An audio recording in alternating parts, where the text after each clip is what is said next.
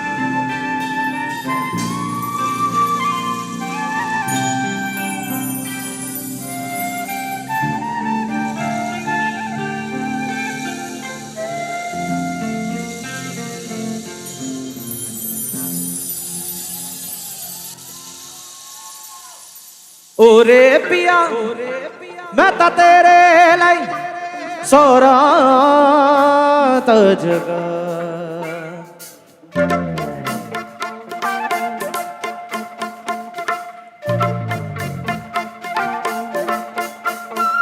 जिथे जाए तू उथे जावे दिल दस की मैं करा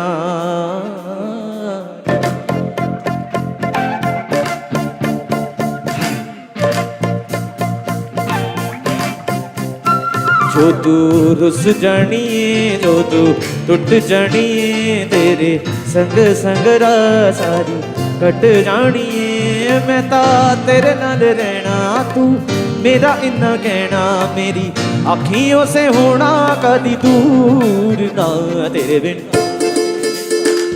बिन नहीं लगता दिल मेरा डोलना तेरे बिन नहीं लगता दिल मेरा डोलना तेरे बिन नहीं लगता दिल मेरा डोलना तेरे बिन नहीं लगता दिल मेरा डोलना जानिया है हानिया है अच्छे धागे सच्चे प्यार के ना तोड़ना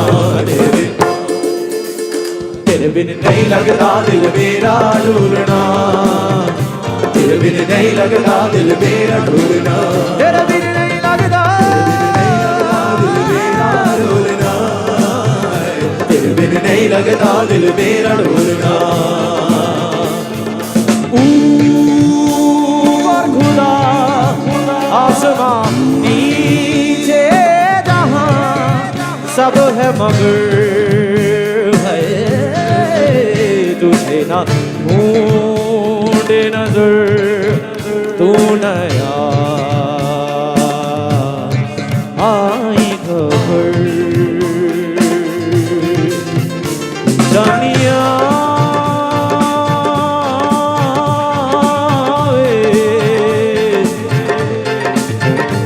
हानिया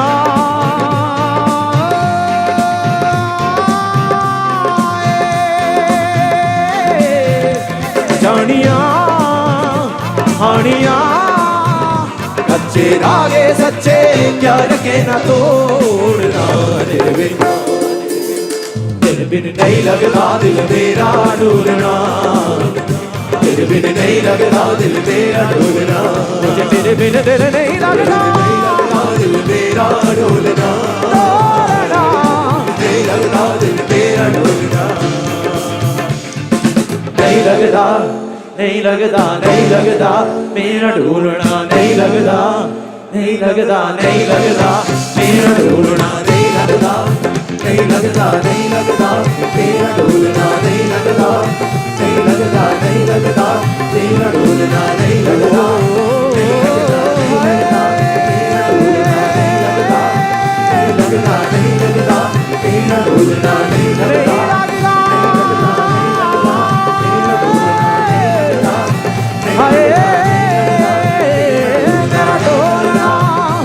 मेरा डोलना मेरा डोलना डोलना डोलना डोलना नहीं लगता नहीं लगता नहीं लगता मेरा डोलना नहीं लगता नहीं लगता नहीं लगता मेरा डोलना नहीं लगता नहीं लगता नहीं लगता मेरा डोलना नहीं लगता नहीं लगता नहीं लगता मेरा डोलना मेरा डोलना मेरा डोलना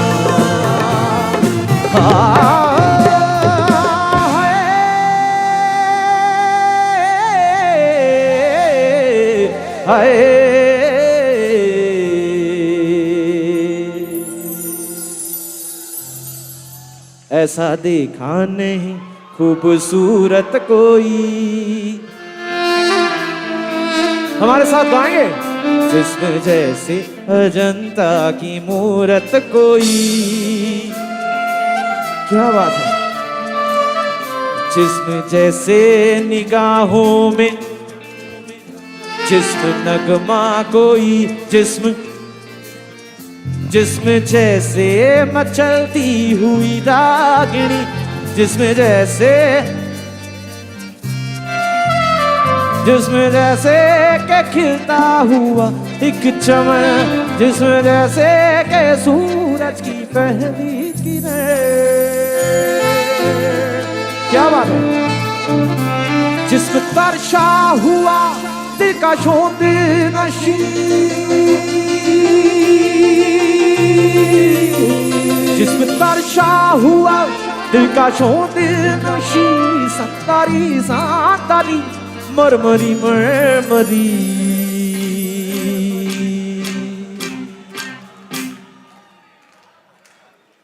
होसने जाना होसने जाना आफरी आफरी आफरी आफरी, तू भी तो कहे आफरी।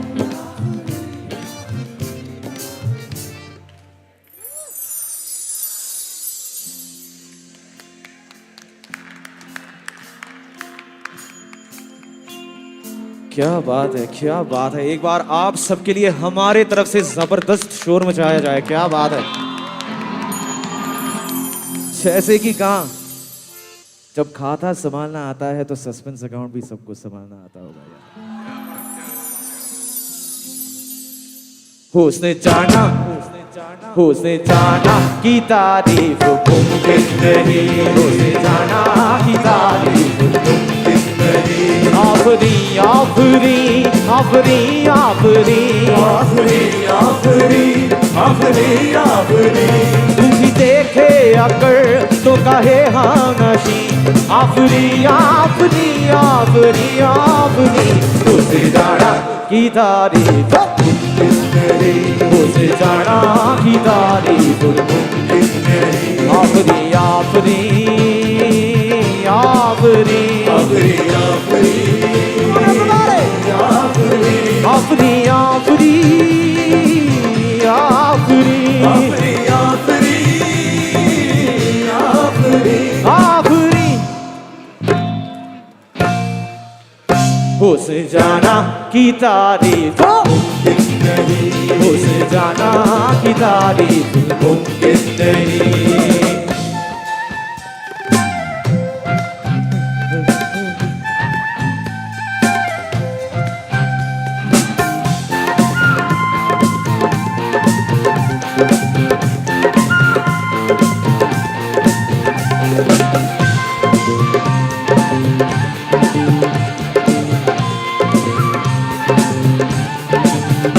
आंखें देखे तो मैं देखता रह गया, शाम दो और दोनों ही दो आतशां। अच्छा, how many of you guys like love stories over here? How many of you have love stories over here? क्या बात है। फिलहाल ये लाइन उन लोगों के लिए है, और कितने लोगों के जीवन में अभी लव स्टोरी नहीं है। डोंट वरी, आप लोगों के लिए भी गाना है, ठीक है, हमारे साथ रहिएगा। फिलहाल नुसरत साहब ने बहुत बखूबी से एक्सप्लेन किए हैं कि what happened when they laid eyes on each other for the first time. Alright, love at first sight. उन्होंने क्या कहा कि आंखें देखे तो मैं देखता रह गया, लेकिन इसके बाद क्या हुआ? Any guesses? हम बताएंगे। पहले नुसरत साहब, उसके बाद आगे की कहानी, ठीक है। आंखें देखे तो मैं देखता रह गया, जाम दो और दोनों ही दो आतशां, उनसे नजरें क्या मिली रोशन फिजाएं हो गई। ला ला ला ला ला,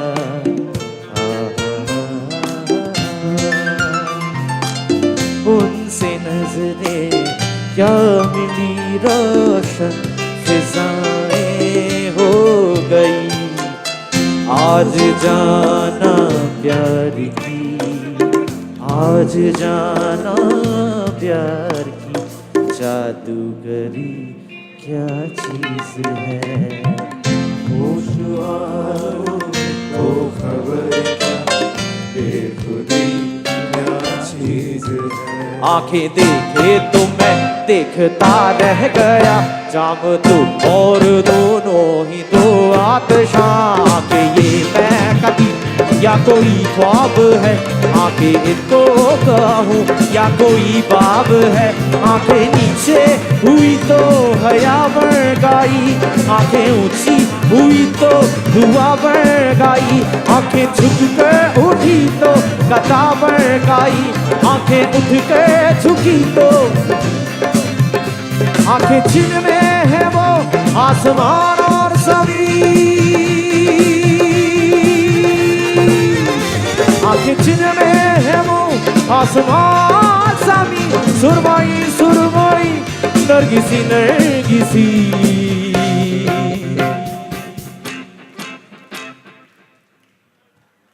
हुस्न जाना हुस्न जाना हुस्न जाना की तारीफ मुमकिन नहीं, हुस्न जाना की तारीफ मुमकिन नहीं। आफरी आफरी आफरी आफरी आफरी आफरी आफरी आफरी, जी देखे अगर तो कहे हाँ नशी। आफरी आफरी आफरी आफरी, हुस्न जाना उस जाना की तारीफ मुमकिन नहीं। पा पा दा पा पा गा मा रे सा गा, पा दा पा पा गा मा रे सा गा, पा दा पा पा गा मा रे सा गा, पा दा पा पा सा नी दा पा गा गा मा मा दा पा पा गा मा रे सा गा, गा मा मा दा पा पा गा मा रे सा गा, गा मा मा दा पा पा गा मा रे सा गा, गा मा मा दा पा सा दा नी दा दा नी दा दा नी दा दा नी दा दा नी दा दा दा नी दा दा नी दा नी दा पा गा, मा दा पा पा गा मा रे सा गा, मा दा पा पा गा मा रे सा गा, मा दा पा पा गा मा रे सा गा, मा दा पा पा गा मा रे सा दा नी दा दा नी दा दा नी दा दा नी दा दा दा दा दा दा दा रे गा रे दा नी दा दा दा दा नी नी नी बा दा दा दा मा बा बा गा मा बा दा नी दा नी दा बा मा गा मा गा रे दा रे गा, मा दा पा पा गा मा रे सा गा, मा दा पा पा गा मा रे सा गा, मा दा पा पा गा मा रे सा गा, मा दा पा पा गा मा रे सा गा पा नी सा दा मा रे सा, सा गा पा नी सा दा मा रे गा,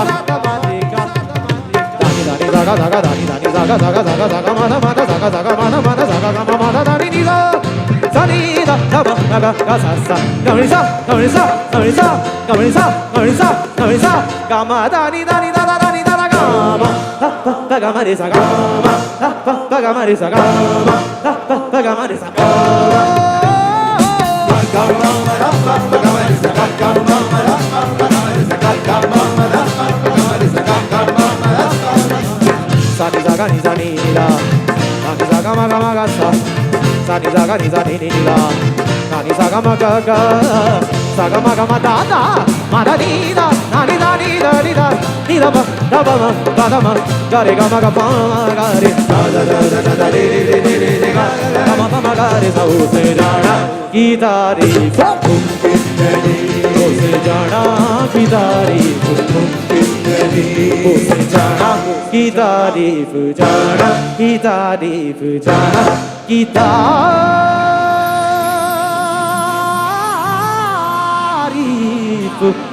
मुमकिन नहीं।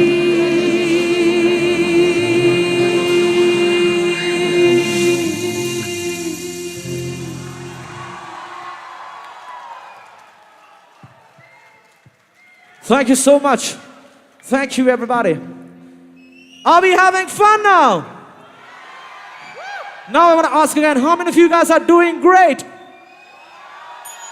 That's more like it. Let's hit the next song. Are we ready? 1 and a 2 and a 1 and a 2 and a 3 and a 4. Yeah.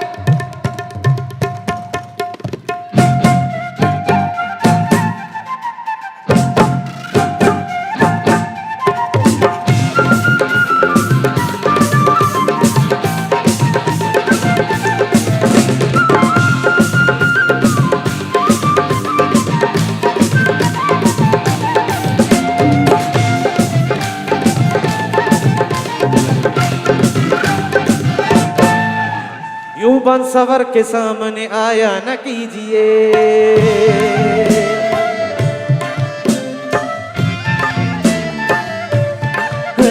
यूं बन सवर के सामने आया न कीजिए। आप इस तरह से होश उड़ाया ना कीजिए, काली काली जुल्फों के, काली काली जुल्फों के, काली काली जुल्फों के फंदे न डालो, काली काली जुल्फों के फंदे न डालो, हमें जिंदा रहने दो ऐ हुस्न वालो। काली काली जुल्फों के फंदे न डालो, काली काली जुल्फों के फंदे न डालो, हमें जिंदा रहने दो ऐ हुस्न वालो। काली काली जुल्फों के फंदे न डालो, काली काली जुल्फों के, हमें जिंदा रहने दो ऐ हुस्न वालो। तेरा तेरा तेरे तेरे ना तेरे ना तेरे ना तेरे ना तेरे ना तेरे ना तेरे तेरे ना तेरे ना तेरे ना तेरे ना तेरे ना तेरे ना तेरे तेरे ना तेरे ना तेरे ना तेरे ना तेरे ना तेरे ना तेरे तेरे ना तेरे ना तेरे ना तेरे ना।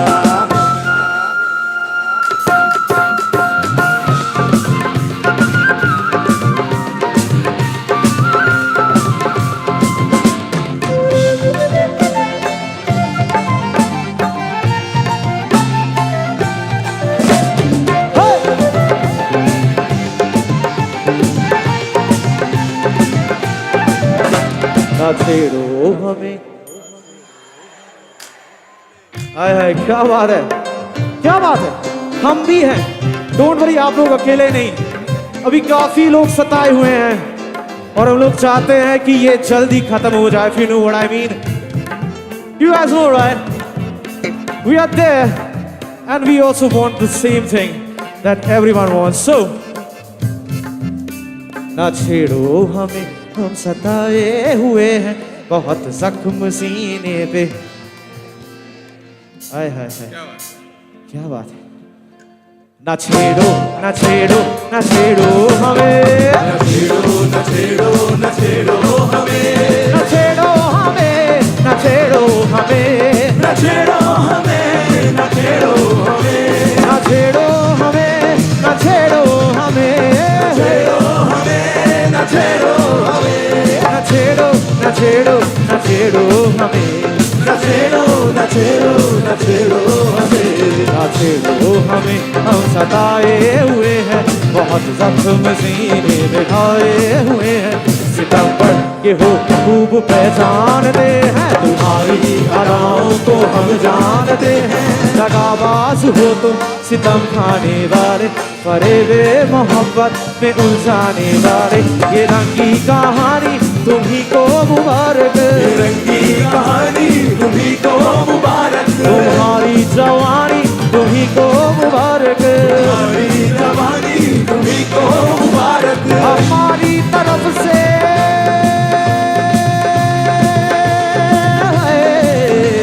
हमारी तरफ से निगाहें हटा लो, हमें जिंदा रहने दो ए हुस्न वालो।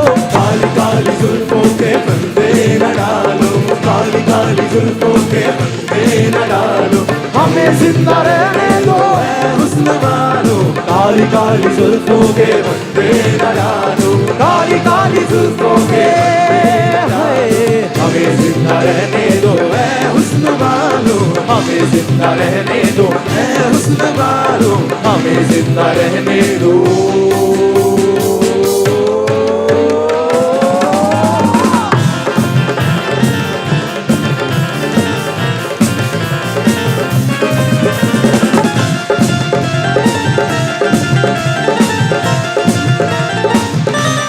हो तुझ बिना पुरानी दिल में छोड़ाई निशानी दिल में, कल नामा से तरीबे तरफ तेरी मेरी कहानी, ओ काली कमली वाली को याद करके तेरे काले काले नैनों की कदमों तेरी काली काली तेरी दुआएं दूं, तेरी काली काली तेरी दुआएं दूं, मेरी जान उदास है होठों पे प्यास है, आधार आधार आधार, तेरी बातों में किमाम की खुशबू है, तेरी आधा भी गर्मियों की लू है, तेरी बातों में किमाम की खुशबू है, तेरी आधा भी गर्मियों की लू है। आजा टूटे ना अड़ाई होए, मेरी अड़ाई ना टूटे तू आजा, मेरी अड़ाई ना टूटे तू आजा,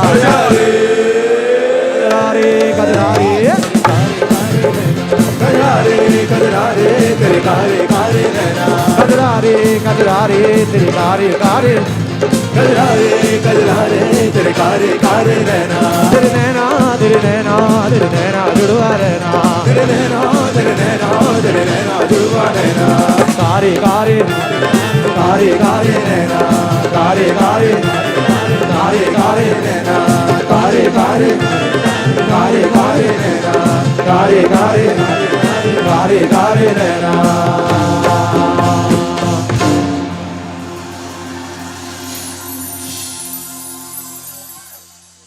Thank you so much, you guys. क्या बात है. Thank you so much. We've got requests for Sayoni. All right, awesome. How many Rahman Saab fans over here? Chaya, chaya. क्या बात. You guys still remember the last show, I see. That's fantastic. I just want to drink some water. Can I just get some water? थोड़ा पानी पीने का इजाजत.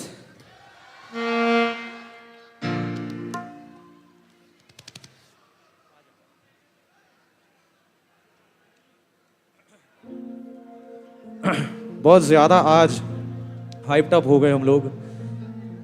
That's all because of you. It's all because of you. Chaya chaya, we'll do chaya chaya, okay? Filhal, this song is by Rahman Saab and also by Rahman Saab.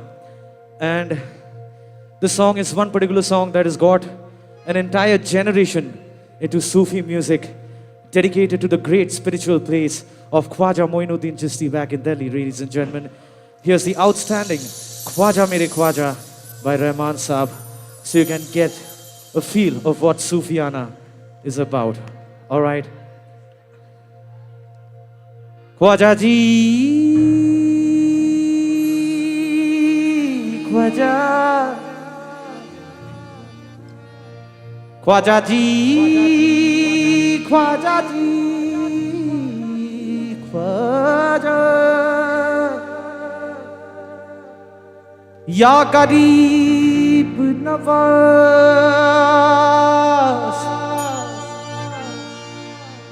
Ya Garib Nawaz,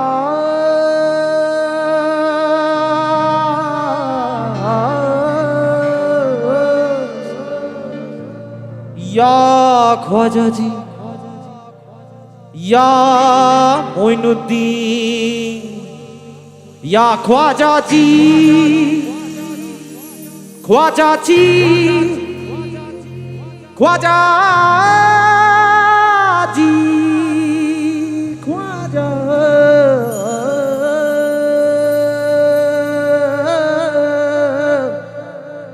Ya Moinuddin.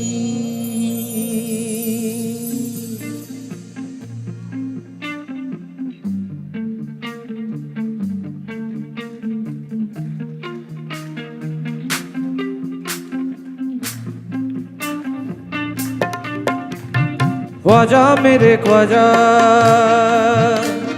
दिल में समा जा,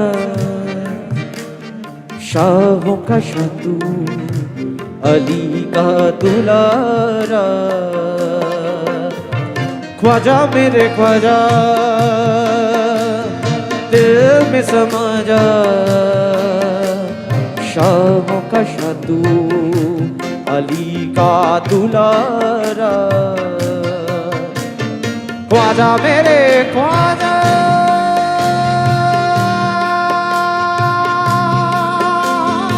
दिल में समा जा,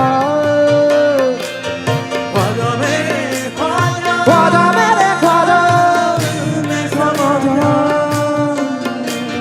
बेकसों की तकदीर तूने है सवारे,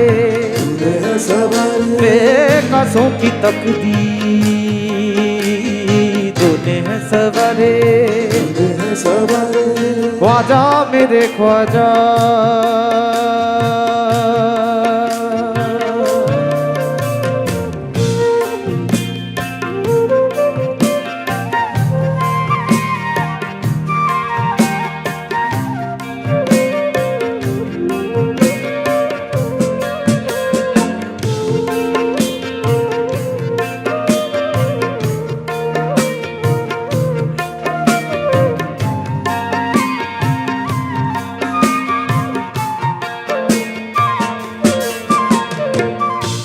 तेरे दरबार में ख्वाजा नूर को है देखा।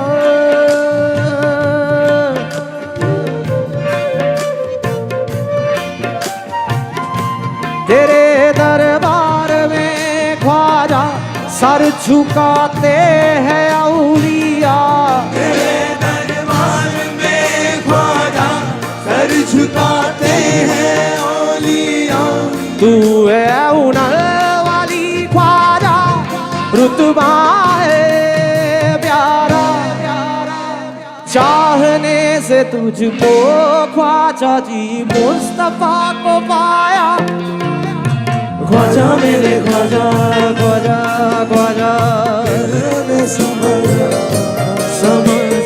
शाहों का शाह अली का दुलारा। Sagar on harmonica, ladies and gentlemen.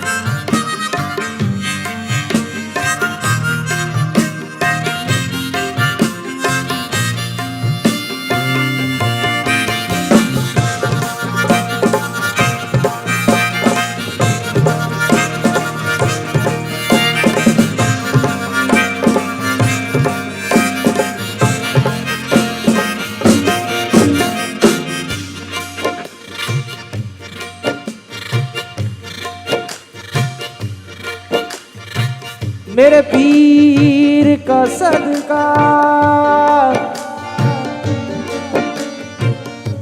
मेरे पीर का सदका।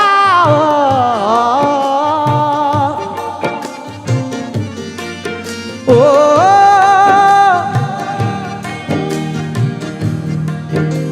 मेरे पीर का सदका।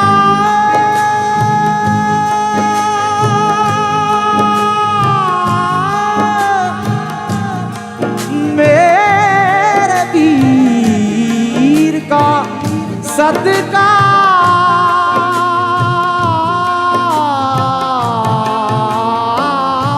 है मेरे पीर का सदका। तेरा दामन है था ख्वाजा जी।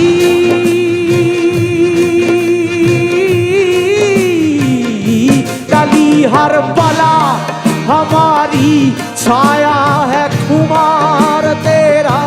जितना भी रश्क करे बेशक तो कम है मेरे ख्वाजा। तेरे कदमों को मेरे रहनुमा नहीं छोड़ना गवारा। ख्वाजा मेरे ख्वाजा ख्वाजा ख्वाजा दिल में समा जा शाहों का शाह तू अली का दुलारा। ख्वाजा मेरे Khwaja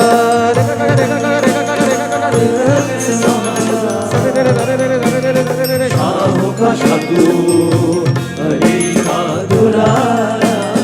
zaga da ni zaga da ni zaga da ni zaga da ni za za za re za za za ni za za za re za za za ni za za re za za za ba ma re ga ma ga re za ni za za za re za za za ni za za za re za za za ni za za za re za za da ba ma ga re ni za re za ga za ni za re za ga za ni za re za ga za ni za re za da da re da da ni da da re da da ni da da re da da ga re ma ga re ga re ni da da re da da ni da da re da da ba ma ma ga re re ga ni da ni da da re da da ni da da re da da ni da da re da da ga re ma ga re ga re re za ni za re za ni za re za sa re ga ma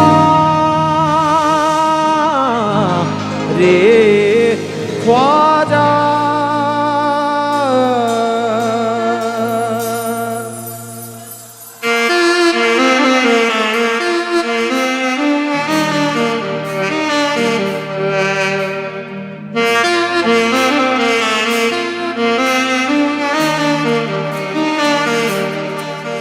यारा तेरी कहानी में हो जिक्र मेरा, यूं ही तेरी खामोशी में हो फिक्र मेरा।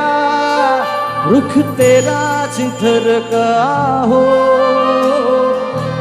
उधर मेरा, तेरी बाहों तलक ही है ये सफर मेरा ओ माही ओ माही ओ माही ओ माही ओ माही ओ माही ओ माही ओ माही लो मैं कयामत तक हुआ तेरा ओ माही माही रे ओ माही ओ माही ओ माही ओ माही ओ माही ओ माही ओ माही ओ माही तेरे वफात के हक हुआ तेरा लो मैं कयामत तक हुआ तेरा लो मैं कयामत तक हुआ तेरा माही वे माही वे माही वे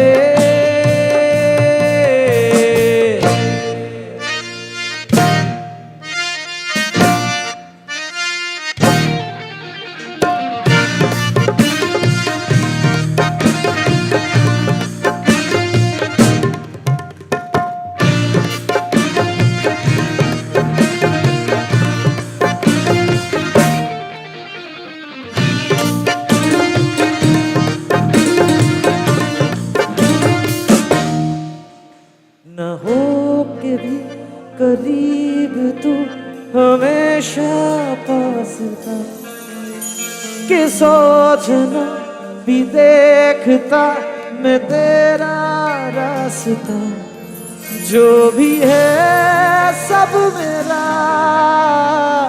मेरे हवाले कर दिया जिस्म का है रुआ मेरे हवाले कर दिया जो भी है सब तेरा क्या बात है जिस्म का है रुआ तेरे हवाले कर दिया हो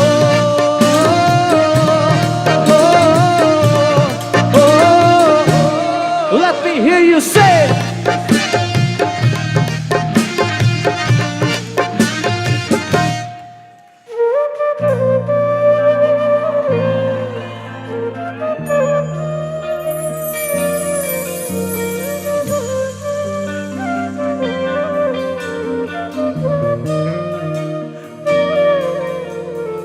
चंदा खोता तो रातों में आना भरी बरसातों में पलकों पे झिलमिल तारे हैं वादे किए कई सारे हैं हमारे साथ सुन के गाएंगे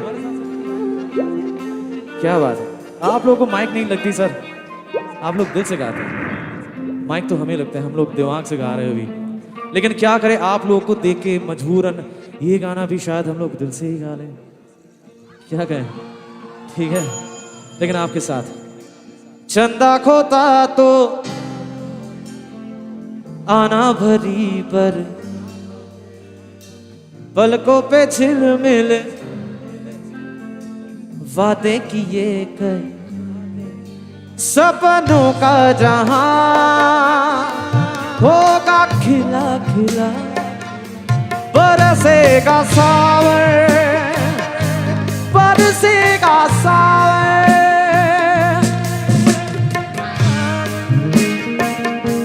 बरसेगा सावन दो दिल ऐसे मिलेंगे आओगे जब तुम सजना आओगे जब तुम साजना आंगना फूल खिलेंगे पानी सारे का माग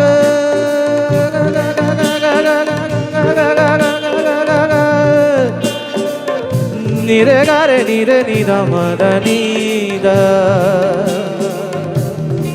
दानी रे पामा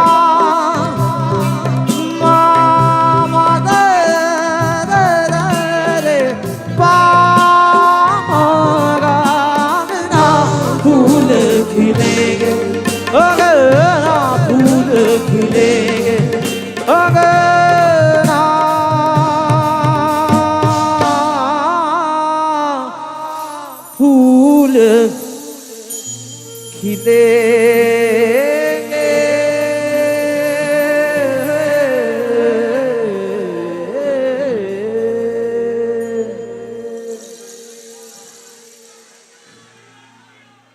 जरूर करेंगे छैया छैया। आप सबको घर जाने की जल्दी है क्या? असल में यहाँ पे एक जो अभी यहाँ पे जो माहौल है ना, जितना हम लोग कनेक्टेड है, उसे एक ही गाना याद आ रहा है, वो है शराब कैसी, खुमार कैसा, ये सब तुम्हारी नवाजिशें है, पिलाई है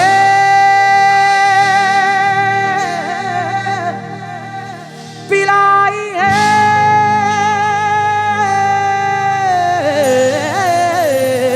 पिलाई है, किस नजर से तुमने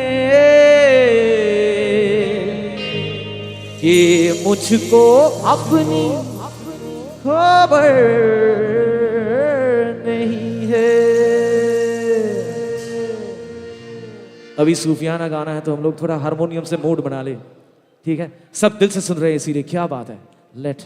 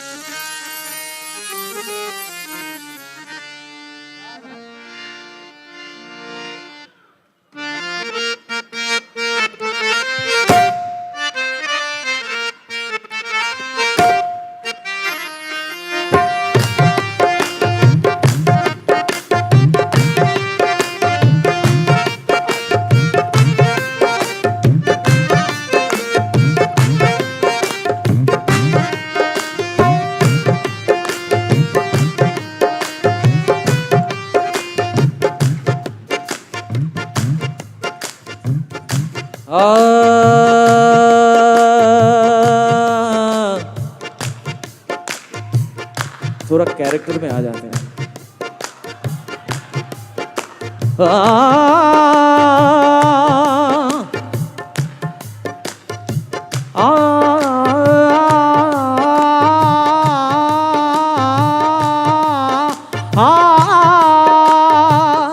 तालियां बंद मत कीजिए प्लीज, कम ऑन।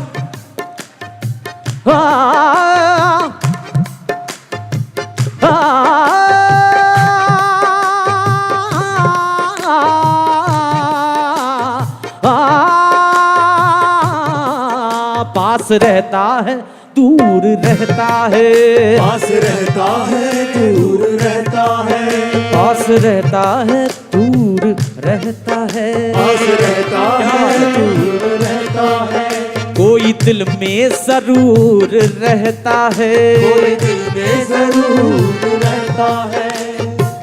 जब से देखा है, जब से देखा है तेरी आंखों को,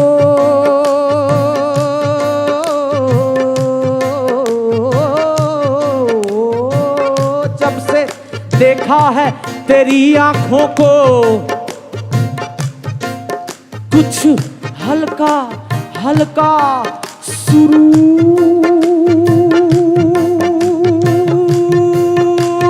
रहता है।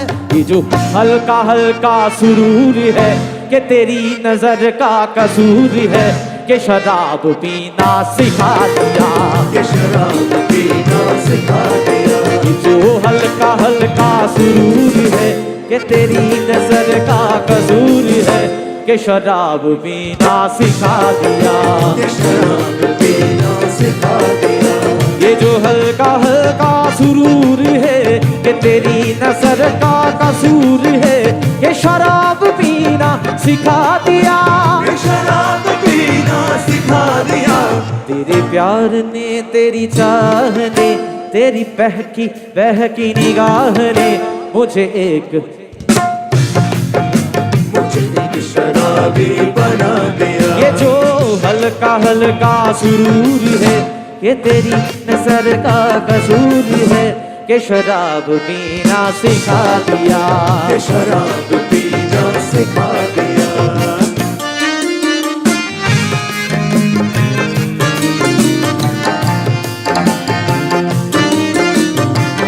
क्या बात है।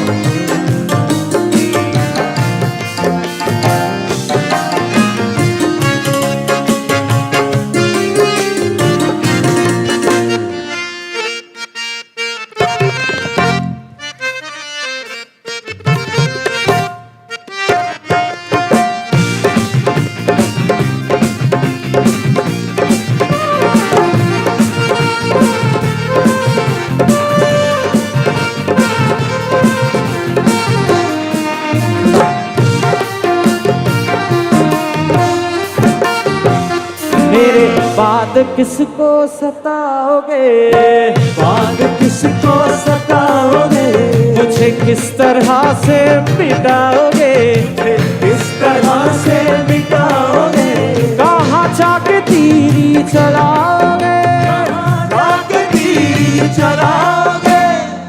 I'm asking so many questions, but I do not know the answer to any of those, and neither do I want to know. You guys know why? क्योंकि कहना गलत गलत तो छुपाना सही, सही कहना गलत गलत तो छुपाना सही, सही कहना गलत गलत तो छुपाना सही, सही कहना गलत गलत तो छुपाना सही, सही.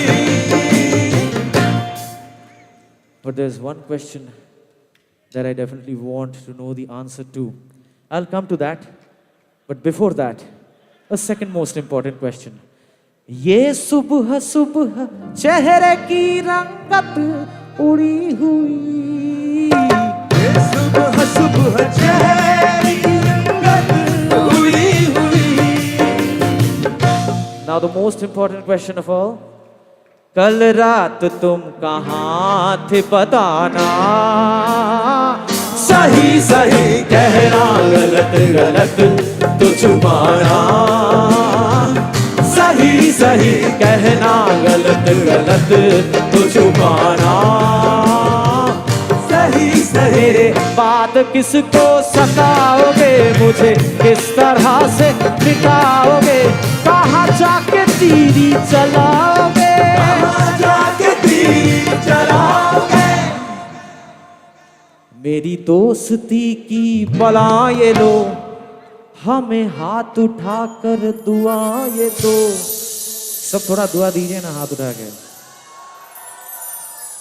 ये सोशल मीडिया बड़ा ही डेंजरस चीज़ है, हम लोग उसमें ज़्यादा है नहीं, लेकिन ये दुआ वाली चीज़ में हम लोग 100% है. लेडीज एंड जेंटलमैन, 10 साल पहले कोलकाता से हम लोगों ने जब शुरू किए थे एज बंगालीज डूइंग सूफी म्यूजिक, शायद कभी यकीन भी नहीं था कि हम लोग यहाँ पे आके ICAI जैसे लेजेंडरी इंस्टीट्यूट के लिए परफॉर्म करेंगे. और ये सिर्फ और सिर्फ आप सबके दुआ के लिए मुमकिन है. Ladies and gentleman, and that's the most important thing.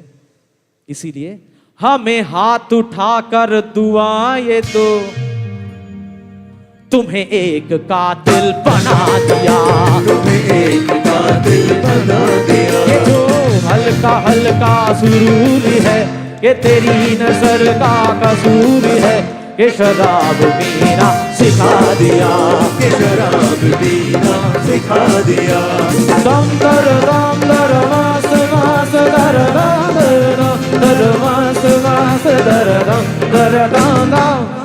ओ हाँ दम बिल तेरे क्या जीना, दम दर मस्त मस्त दर दर मस्त मस्त दर दम. ओ हम दम बिल तेरे क्या जीना, तेरे बिना बेसुआती रतियां ओ सजना, तेरे बिना बेसुआती रतियां ओ सजना. ओ रूठी हूँ मैं, रूठी दे काटू रे काटे रतियां, तेरे बिना बेसुआती रतियां ओ सजना. दम दर मस्त मस्त दर मस्त मस्त दर दम दम. ओ हाँ दम फिर तेरे क्या जीना, दम दर मस्त मस्त दर ओ दम दर दम. ओ हाँ दम फिर तेरे क्या जीना, ओ हाँ दम फिर तेरे क्या जीना, ओ हाँ दम फिर तेरे क्या जीना.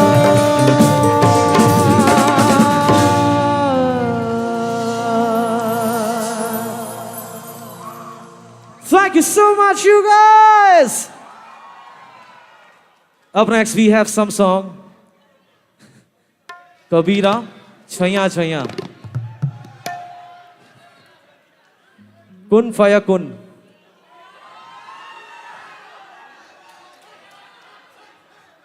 देखिए यहाँ पे कितने लोग डांस करना चाहते हैं, कितने लोग कोई भी गाने में डांस करना चाहते हैं, और कितने लोग छैया छैया चाहते हैं। ठीक है, we'll definitely do Chaiyya Chaiyya.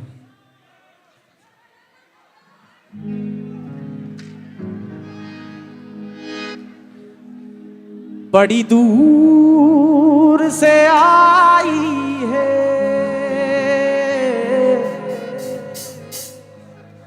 प्यार का सौदा लाए हैं, ईदाई मेरा यार नहीं आया, तैनू वेखण दा चासा पाया सजना, ईदाई मेरा यार नहीं आया। अच्छा, यहाँ पे काफी सारे लोग छैया छैया करने के लिए रेडी होके बैठे हैं। ये मुमकिन है क्या सभी लोग इसी तरीके से हम लोग बैठ के रेडी हो जाए? Come on, let's make it happen.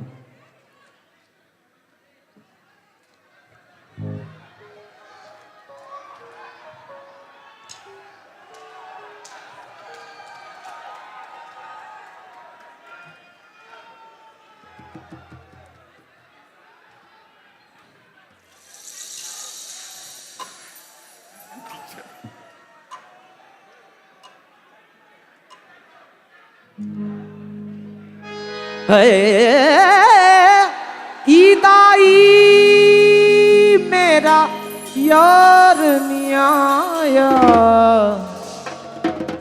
ईदाई मेरा यार नहीं आया, गुलफोश कभी इतराए कहीं महके तो नजर आ जाए कहीं,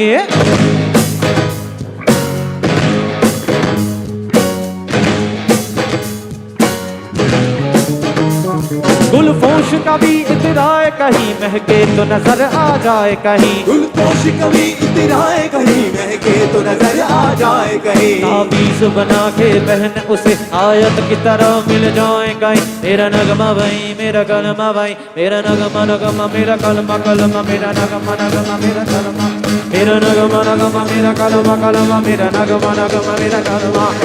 यार मिसाले आंसू डाले पाँव के तले फिर दोस्त चले, कभी डाल डाल कभी बात बात, मैं हवा पे डूडू उसके नीचे सारे इश्क न तय कर छैया छैया सारे इश्क न जल छैया, भोजन तो चले चल छैया छैया, भोजन तो चले चल छैया, चल छैया छैया छैया छैया, चल छैया छैया छैया, चल छैया छैया छैया छैया, चल छैया छैया छैया,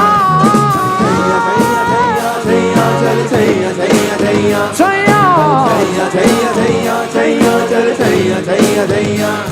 वो यार है जो खुशबू की तरह, वो जिसकी जुबान उर्दू की तरह, वो यार है जो खुशबू की तरह, वो जिसकी जुबान उर्दू की तरह, मेरे शाम रात मेरे कायनात, वो यार मेरा सैया सैया, चल सैया सैया सैया सैया, चल सैया सैया सैया, कम ऑन चल सैया सैया सैया सैया, चल सैया सैया सैया, चल सैया सैया सैया सैया, चल सैया सैया सैया सैया, छैया चल छैया छैया छैया।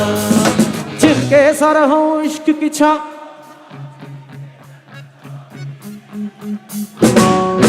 जिनके सर हो इश्क की छाओ, पाँव के नीचे जन्नत होगी, शाम रात मेरे कायनात, वो यार मेरा सैया सैया, चल छैया छैया छैया छैया, चल छैया छैया छैया, छैया छैया छैया छैया, चल छैया छैया छैया, चल छैया छैया छैया छैया, चल छैया छैया छैया, चल छैया छैया छैया छैया, चल Chaiyya Chaiyya Chaiyya.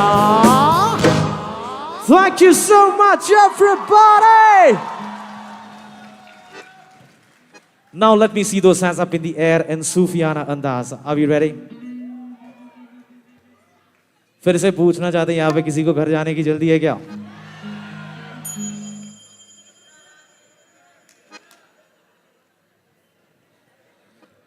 Let's go. 1 and a 2 and a 1, 2, 3, 4.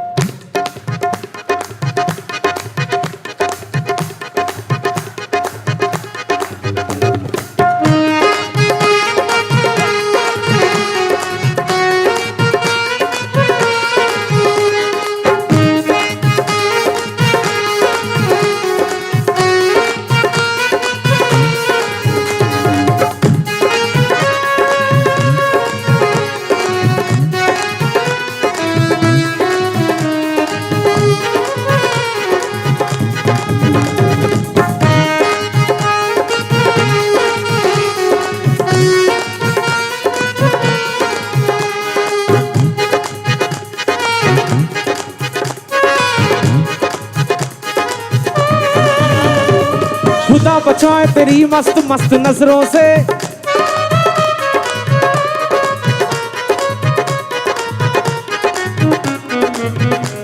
हाँ खुदा बचाए तेरी मस्त मस्त नजरों से, खुदा बचाए तेरी मस्त मस्त नजरों से, खुदा बचाए तेरी मस्त मस्त नजरों से, खुदा बचाए तेरी मस्त मस्त नजरों से। फरिश्ते भी पिघल जाए तो आदमी क्या है बस। अल्लाह बचाए, अल्लाह बचाए, अल्लाह बचाए, अल्लाह बचाए, मस्त नजरों से अल्लाह बचाए, मस्त नजरों से अल्लाह बचाए, बेजवानों से अल्लाह बचाए, मस्त नजरों से अल्लाह बचाए, मस्त नजरों से अल्लाह बचाए, बेजवानों से अल्लाह बचाए, मस्त नजरों से अल्लाह बचाए, नजरों से अल्लाह बचाए, बेजमालों से अल्लाह बचाए, बेजमालों से अल्लाह बचाए। हर बला सर पे आ जाए लेके, हर बला सर पे आ जाए लेके, हुस्न वालों से अल्लाह बचाए, मस्त नजरों से अल्लाह बचाए, मस्त नजरों से अल्लाह बचाए, बेजमालों से अल्लाह बचाए।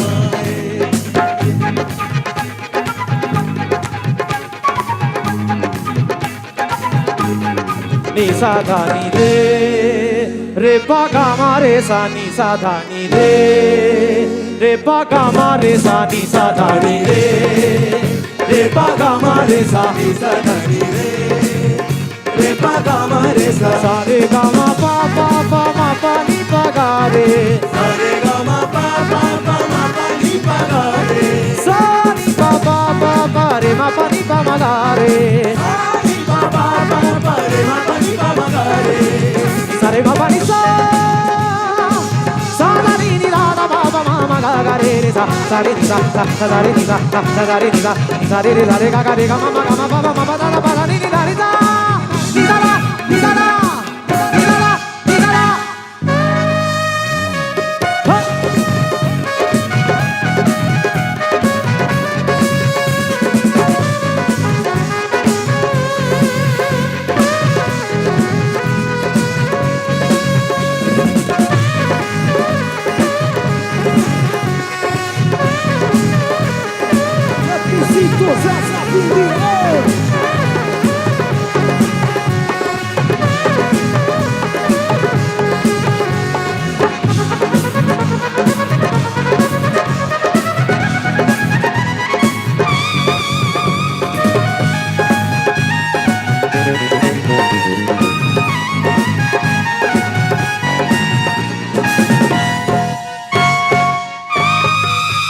उनकी मासूमियत पे न जाना, उनकी धोखे में हर किस नवाना, मासूमियत है धोखा इनकी यही अदा, जिस पर मिटे जमाना आशिक हुए फिदा, बोली है इनकी सूरत दिल है इनके काले, जो लुट गए हैं इन पे अल्लाह उन्हें संभाले। समझ में आया कुछ? क्या समझ में आया? यहाँ पे कितने सारे लोग हैं अभी भी मासूमियत पे लुटते हुए, क्या बात है। तो मैं कहता हूं इनकी मासूमियत पे न जाना, इनकी धोखे में हरगिज़ न आना।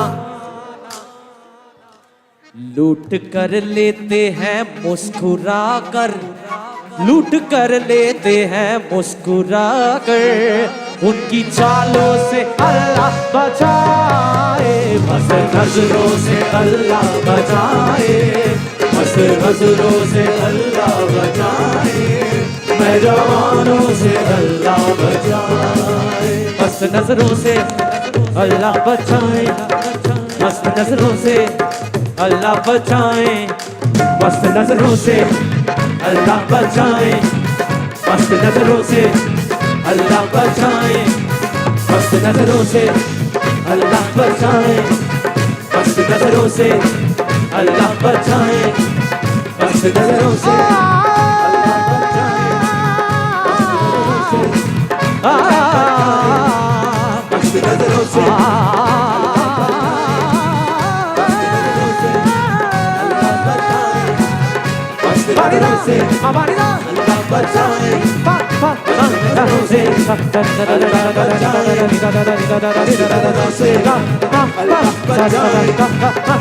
नजरों से अल्लाह बचाए, नजरों से अल्लाह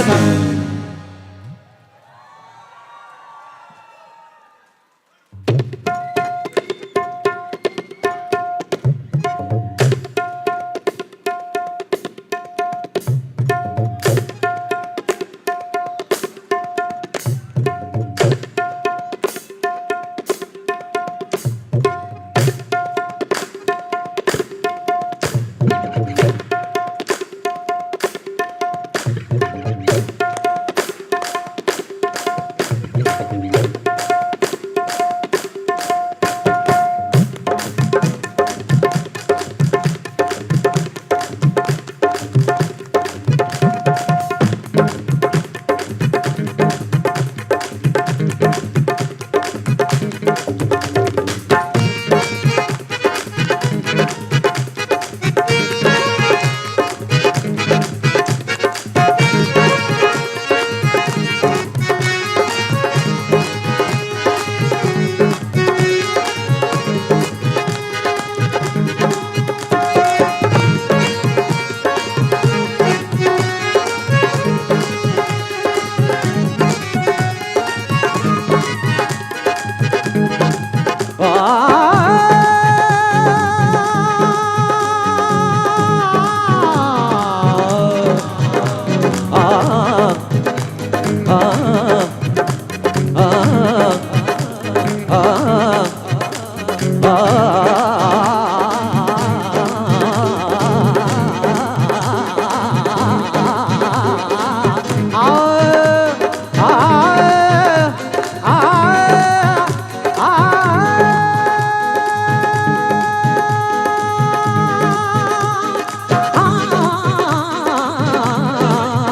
नित खैर मंगा, नित खैर मंगा, नित खैर मंगा, ओ नित खैर मंगा, नित खैर मंगा। सोनिया में तेरी तू आना कोई होर मंगनी, तू आना कोई होर मंगनी। ओ नित खैर मंगा सोनिया में तेरी तू आना कोई होर मंगनी, तू आना कोई होर मंगनी। ओ तेरी पैरा च आखिर होवे मेरी, तेरा पैरा च आखिर होवे मेरी, ओ तेरे पैरा च आखिर होवे मेरी, ओ तेरे पैरा च आखिर होवे मेरी। तू आना कोई होर मंगनी, तू आना कोई होर मंगनी। सारा नी दादा बाबा मामा गनित खैर मंगा सोनिया में तेरी तू आना कोई होर मंगनी, तू आना कोई होर मंगनी। तेरे बाजो तेरे बाजो तेरे बाजो ओ दिल दिया मेरा मारे तेरे बाजो ओ दिल दिया मेरा मारे जद तू ना क्यों भी दर्द गए तेरे बाजो तेरे रूरू विच तेरी नस नस विच तेरी रूरू विच तेरी नस नस विच तेनू याद क्यों सताए यू हाय अखियां उड़ीक दिया दिल आजा मारदा अखियां उड़ीक दिया दिल आजा मारदा आजा परदेस यानी वास्ता नी प्यार दा आजा तेनू अखियां उड़ीक दिया आजा तेनू अखियां उड़ीक दिया आजा तेनू अखियां उड़ीक दिया सरना तेनू अखियां उड़ीक दिया आए अखियां उड़ीक दिया दिल आजा मारदा अखियां उड़ीक दिया दिल आजा मारदा अखियां उड़ीक दिया दिल आजा मारदा अखियां उड़ीक दिया दिल आजा मारदा आजा परदेस यानी वास्ता नी प्यार दा आजा तेनू अखियां उड़ीक दिया तेनू अखियां उड़ीक दिया सजना तेनू अखियां उड़ीक दिया आजा तेनू अखियां उड़ीक दिया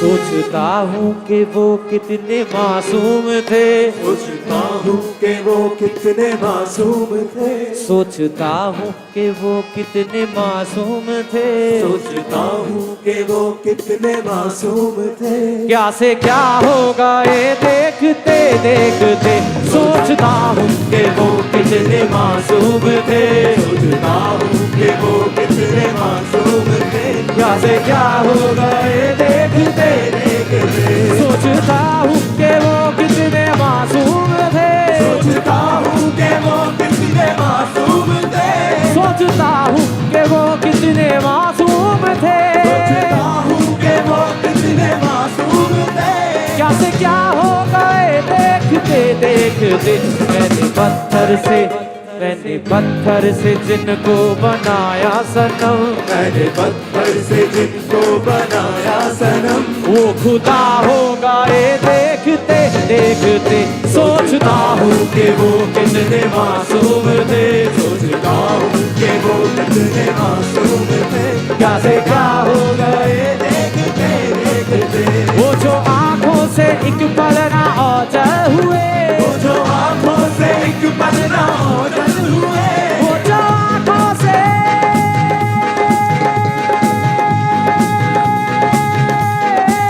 आंखों से आंखों से आंखों से आंखों से आंखों से एक पल ना ओझल हुए वो जो आंखों से एक पल ना ओझल हुए क्या से क्या हो गए देखते देखते वो जो कहते थे बिछड़ेंगे ना हम कभी तो कहते थे बिछड़ेंगे ना हम कभी बेवफा सोचता हूँ कि वो कितने मासूम थे सोचता हूँ कि वो कितने मासूम थे क्या से क्या हो गए देखते देखते क्या से क्या हो गए देखते देखते क्या से क्या हो गए देखते देखते क्या से क्या हो गए देखते देखते क्या से क्या हो गए देखते देखते क्या से क्या हो गए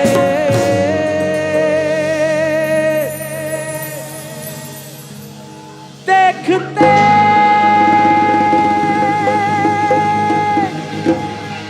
देखते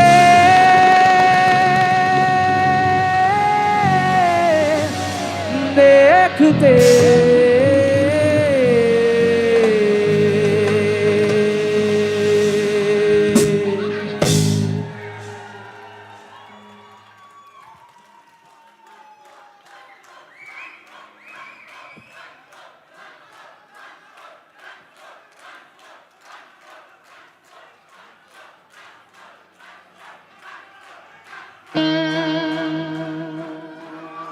इस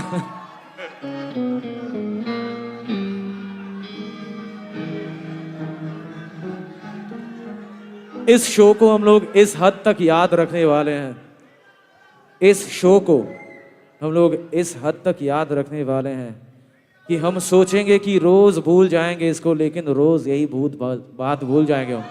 ठीक है, ऐसी यहाँ पे माहौल आप सबने क्रिएट किए हैं।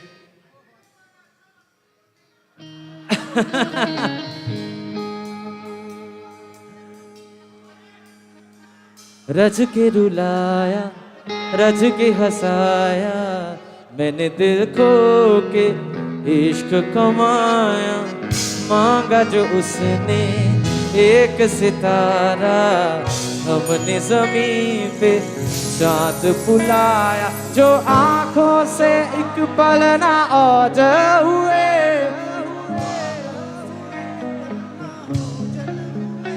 वो जो आंखों से एक पल ना ओझल हुए,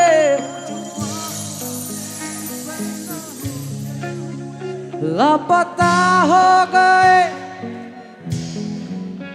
सोचता हूँ कि वो कितने, सोचता हूँ कि वो कितने, क्या से क्या हो गए देखते, क्या से क्या हो गए देखते देखते।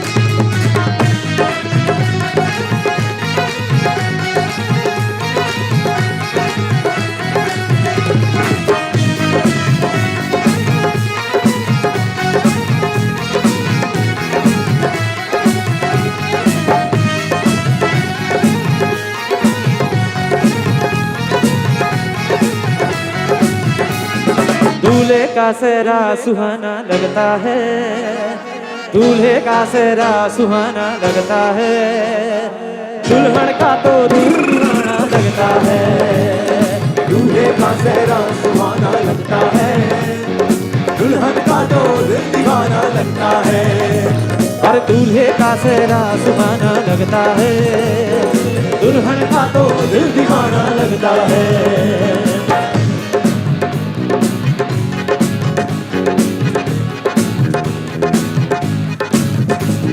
पल भर में कैसे बदलते हैं रिश्ते, पल भर में कैसे बदलते हैं रिश्ते, दिल तो ये अपना बेगाना लगता है, हाय दूल्हे का सेहरा सुहाना लगता है, दुल्हन का तो दिल दीवाना लगता है, दूल्हे का सेहरा सुहाना लगता है, हाय दुल्हन का तो दिल दीवाना लगता है।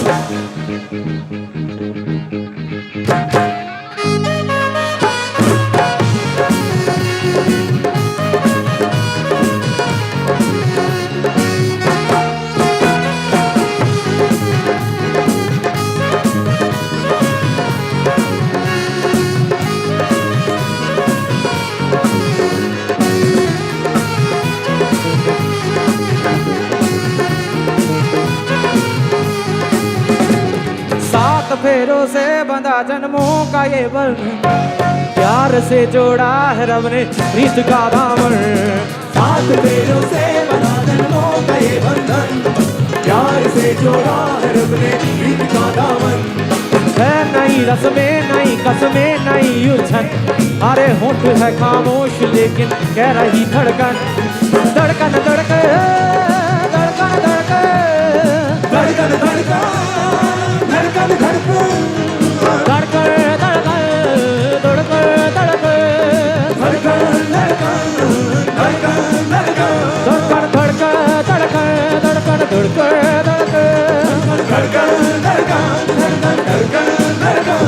धड़कन धड़कन धड़कन धड़कन धड़कन मेरी धड़कन तेरी धड़कन मेरी धड़कन तेरी धड़कन मेरी धड़कन मुश्किल मुश्किल मुश्किल मुश्किल अश्कों को छुपाना लगता है अरे मुश्किल अब डांस को रुकवाना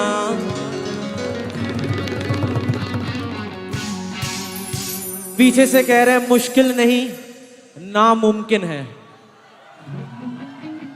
क्योंकि दुल्हन का तो दीवाना लगता है दूल्हे का सहरा सुहाना लगता है दुल्हन का तो दिल दीवाना लगता है दूल्हे का सहरा सुहाना लगता है दुल्हन का तो दिल दीवाना लगता है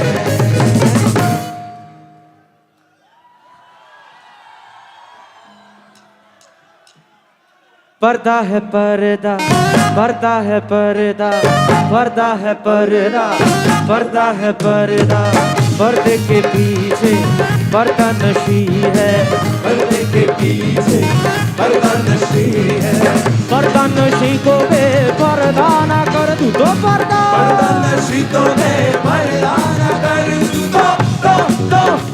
तो अकबर मेरा नाम नहीं है पर्दा है पर्दा पर्दा है पर्दा पर्दा है पर्दा पर्दा है पर्दा पर्दे के पीछे पर्दा नशी है पर्दे के पीछे पर्दा नशी है पर्दा नशी को वे पर्दा ना कर तू तो पर्दा पर्दा नशी को वे पर्दा ना कर तू तो अकबर मेरा नाम नहीं है पर्दा है पर्दा पर्दा है पर्दा पर्दा है पर्दा पर्दा है पर्दा आयो कहाँ से गोरी अखियों में प्यार लेके कहाँ से आया चढ़ती जवानी तेरी पहली बारात लेके दिल्ली शहर का सारा मीना बाजार लेके दिल्ली शहर का सारा मीना बाजार लेके झुमका बरेली वाला कानों में ऐसा डाला झुमका बरेली वाला कानों में ऐसा डाला झुमके ले ली मेरी जान हाय रे मैं तेरे कुर्बान हाय रे मैं तेरे कुर्बान गजरा मोहब्बत वाला अखियों ने ऐसा डाला गजरा मोहब्बत वाला अखियों ने ऐसा डाला कचरे ले ली मेरी जान हाय रे मैं तेरे कुर्बान हाय रे मैं तेरे कुर्बान दुनिया है मेरे पीछे लेकिन मैं तेरे पीछे दुनिया है मेरे पीछे लेकिन मैं तेरे पीछे अपना बना ले मेरी जान हाय रे मैं तेरे कुर्बान हाय रे मैं तेरे कुर्बान हाय रे मैं तेरे कुर्बान हाय मैं तेरे कुर्बान ऐसे लहरा के तू रूबरू आ गई ऐसे लहरा के तू रूबरू आ गई धड़कने बेतहाशा तड़पने लगी धड़कने बेतहाशा तड़पने लगी तीर ऐसा लगा तीर ऐसा लगा चोट दिल पे जो खाई मजा आ गया मेरे रश के कमर तूने पहली नजर मेरे रश के कमर तूने पहली नजर सब नजर से मिलाई मजा आ गया मेरे रश के कमर तूने पहली नजर मेरे रश के कमर तूने पहली नजर सब नजर से मिलाई मजा आ गया सब नजर से मिलाई मजा आ गया वर्क सी गिर गई काम ही कर गई वर्क सी गिर गई काम ही कर गई आग ऐसी लगाई मजा आ गया मेरे रश के कमर तूने पहली नजर मेरे रश के कमर तू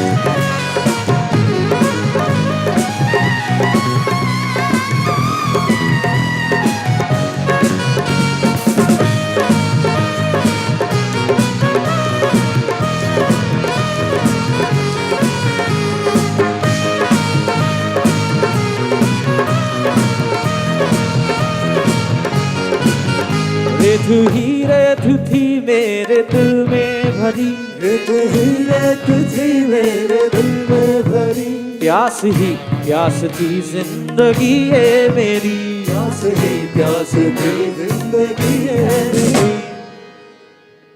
अब मुझे प्यास लगी तो मैंने थोड़ी सी पी ली। इसमें कोई प्रॉब्लम है क्या?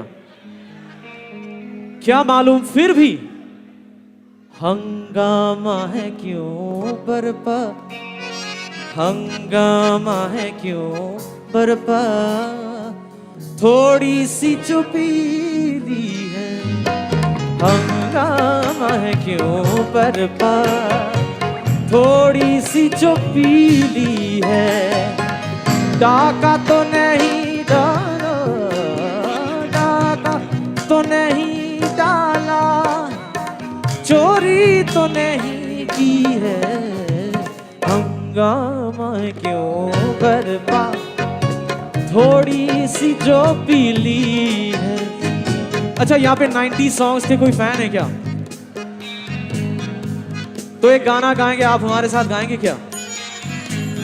आज का जो मौसम है उसको डेडिकेट कर दे, ठीक है? भीगी भीगी रातों में फिर तुम आओ ना, एवरीबॉडी कम ऑन, भीगी भीगी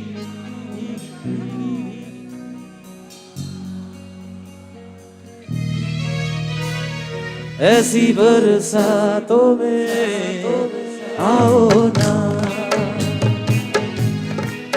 ओ ऐसी बरसातों में आओ ना।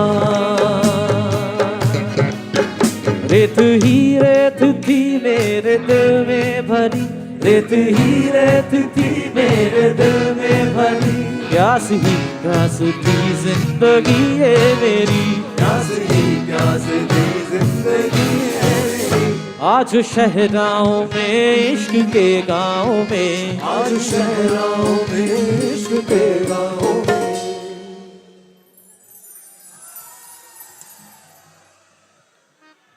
आप सबके दिल से निकला हुआ प्यार की बारिशें गिर के आई, मजा आ गया मेरे रश के कमर, तूने पहली नजर जब नजर से मिलाई, मजा आ गया, गर्ग सी गिर गई काम ही कर गई, गर्ग सी गिर गई काम ही कर गई, आग ऐसी लगाई मजा आ गया, मेरे रश पे कमर तूने पहली नजर, मेरे रश पे कमर तूने पहली नजर, चल नजर से मिलाई मजा आ गया। सा रे सा गा गा रे मा मा गा मा मा मा गा मा रे गा सा रे सा रे सा गा गा रे मा मा गा मा मा मा गा मा रे गा सा रे सा रे सा गा गा रे मा मा गा मा मा गा मा रे गा सा रे सा रे सा गा गा रे मा मा गा धा धा मा मा गा रे सा धा धा मा मा गा रे सा धा धा पा धा नी धा सा रे नी पा pa ni pa ma ga re ga ma pa da pa ma pa ga re sa re ga ma pa ma pa da ma pa ga ma re ga sa re ni sa da ni re sa.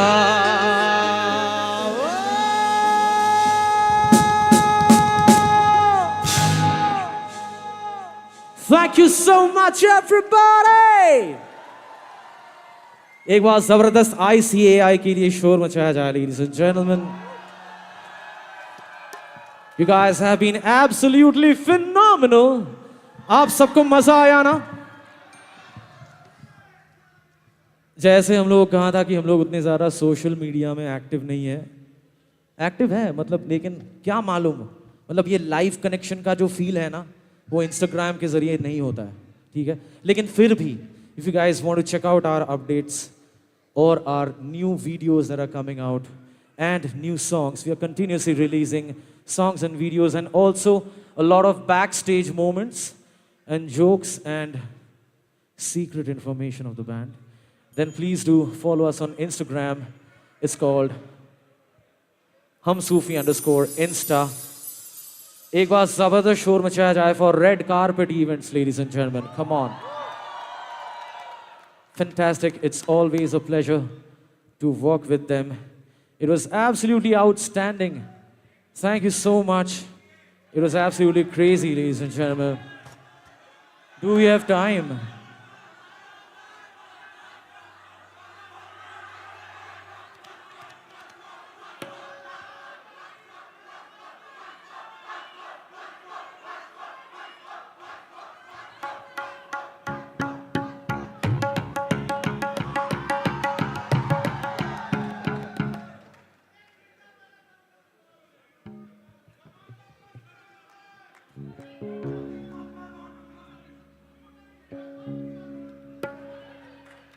लाली मोरे लाल की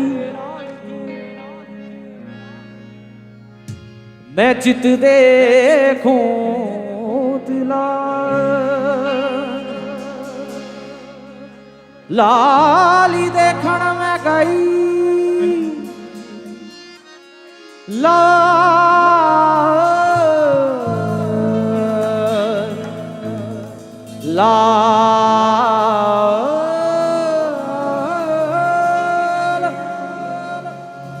लाली देखण में भी हो गई लाल लाली देखण में भी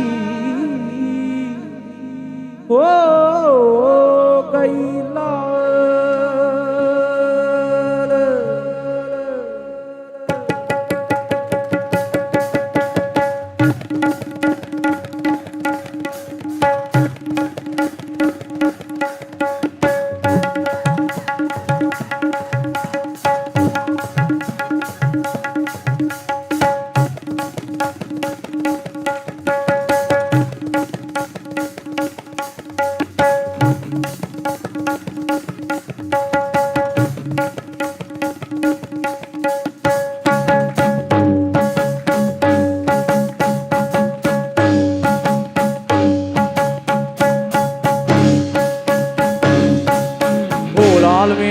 पत रखियो भला झूले लालड़े लाल मेरे पत रखियो भला झूले लालड़े सिंधड़ी दा सेवण दा सिंधड़ी दा सेवणे दा सखी शहबाज कलंदर टमाटर मस्त कलंदर अलीशा बाज कलंदर टमाटर मस्त कलंदर अलीशा पहला नंबर ओ लाल मेरे पत रखियो भला झूले लाल मेरे पत रखियो भला झूले लालड़े सिंधड़ी दा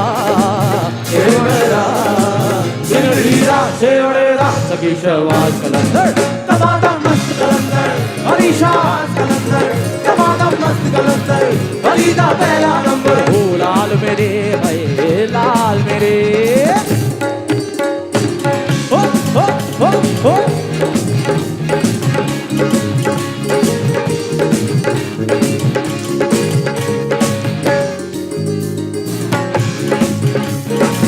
चार चराग तेरे बालड़ हमेशा चार चराग तेरे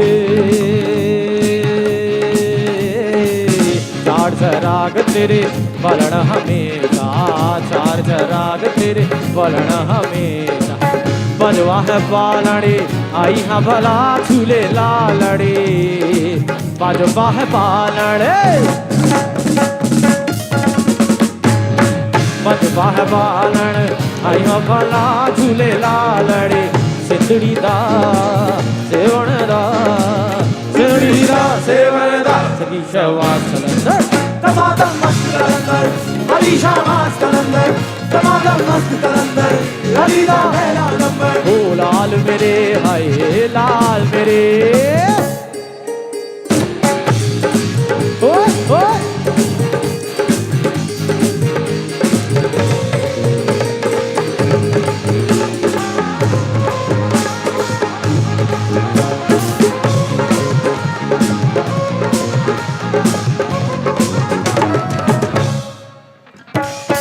रिद सिंध बीड़ा तेरी नौबत बाजे रिद सिंध बीड़ा तेरी।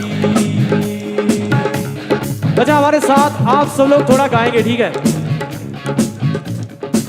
कम ऑन 1 2 1 2 3 से सा सा सा सा सानी सानी सानी सा सानी सा दानी सा दानी सा सा सा सा सा सा सा सा सा सा रे गा मा पा पा सा रे गा हे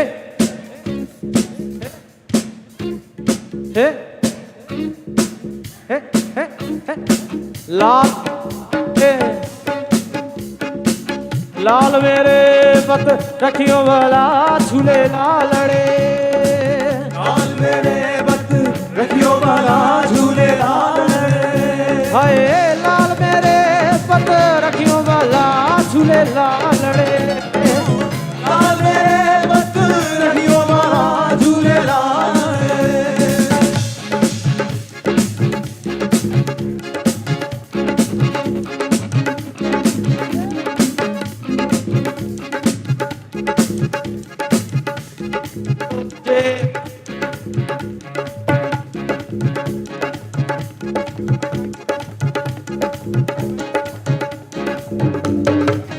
लाल मेरे पत रखियो वाला झूले लालड़े लाल मेरे पत रखियो वाला झूले लालड़े हाय लाल मेरे पत रखियो वाला झूले लालड़े लाल मेरे पत रखियो वाला झूले लालड़े ओ लाल मेरे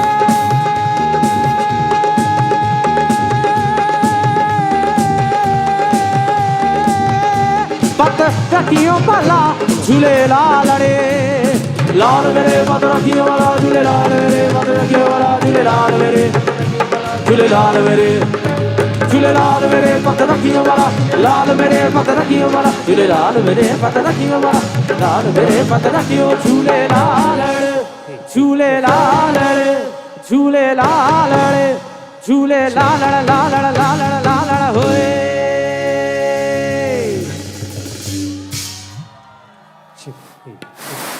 अभी भी बाकी है क्या?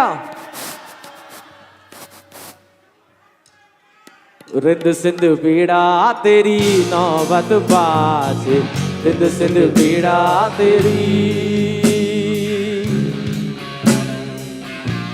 हम लोग यहाँ पे आए हैं ICAI के सामने परफॉर्म करने के लिए और यहाँ पे आके दोस्ती के बारे में गाना नहीं होगा तो कैसा लगेगा?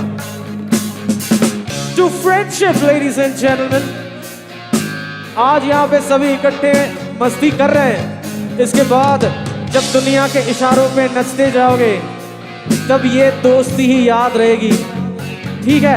To all the friendships of ICAI, let me hear you sing along हमारे साथ. Come on everybody.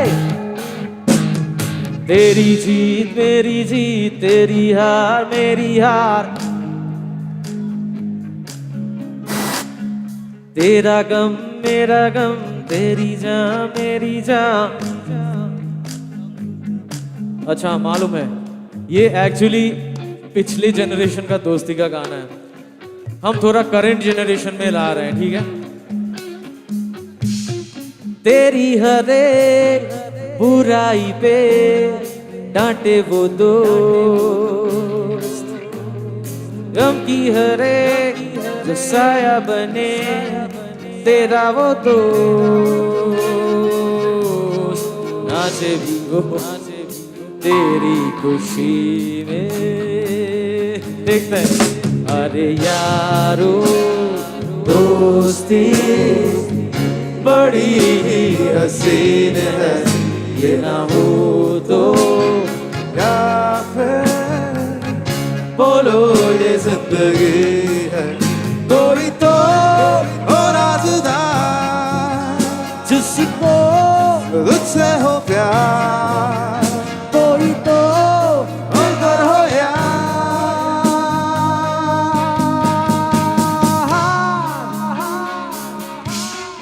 दिल पर हो यार।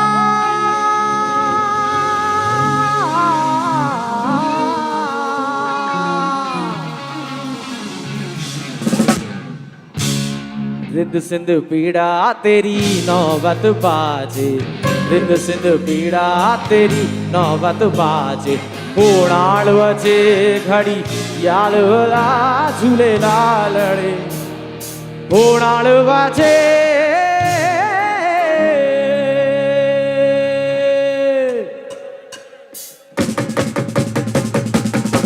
पंजाबी ढोलक on picture monitor.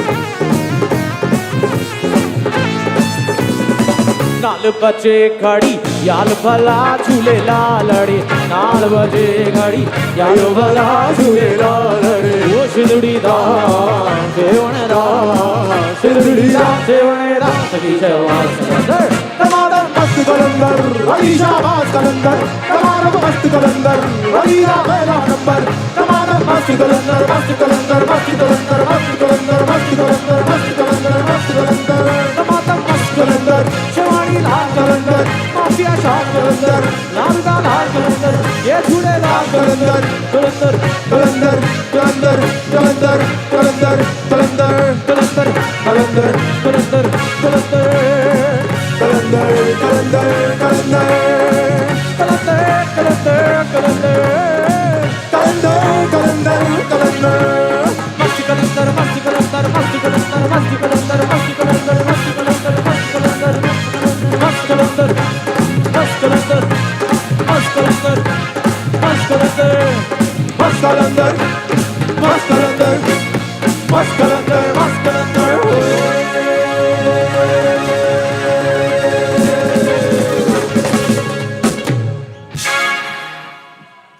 Thank you so much, everybody. Good night from Hum Sufi. Thank you so much, ICAI. Kudos to Red Carpet. And of course, big up for Mr. Pawan Patodia. We are missing him very much today. Thank you so much. Keep spreading Sufi. Keep spreading love.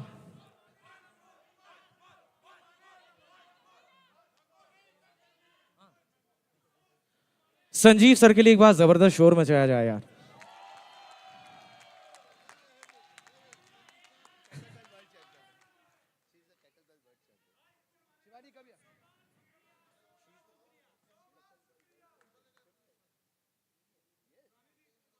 My God, we have got a world champion on the stage, ladies and gentlemen. Can we please make some noise for her? And that too, kettlebell. क्या बात है? हम रोज सवेरे kettle उठाते हैं, लेकिन चाय की. ठीक है? That's awesome. ICI में sense of humor भी गजब.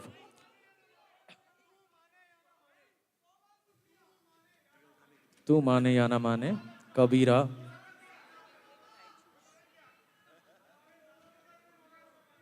All right. We've got to deal with the world champion on stage. You guys give your request. She'll select the song. Okay.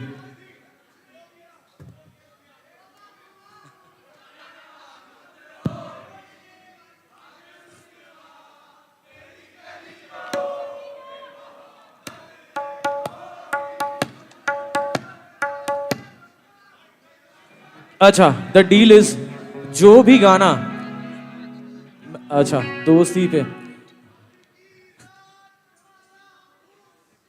I'll see जो भी रिक्वेस्ट होगा ये हमारे तरफ से वादा है कि थर्ड टाइम ICA के सामने जब परफॉर्म करने आएंगे ना, जरूर करेंगे, ठीक है। और आपको मालूम है कि हम लोग वादा पूरा करते हैं, ठीक है, हमेशा। We are always here for you guys. लेकिन आज खत्म करने के लिए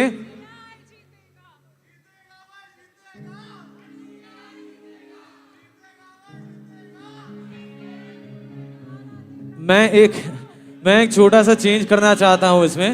जीतेगा भाई, जीतेगा नहीं।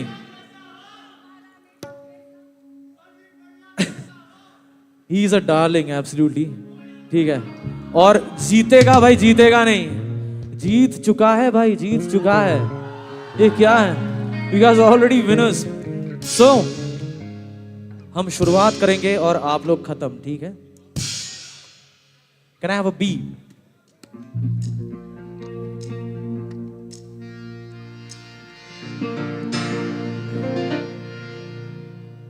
तुझ बिन जीना भी क्या जीना। लेकिन हम लोग खत्म करेंगे अनप्लग्ड तरीके से, ठीक है। तेरी चौखट मेरा मदीना,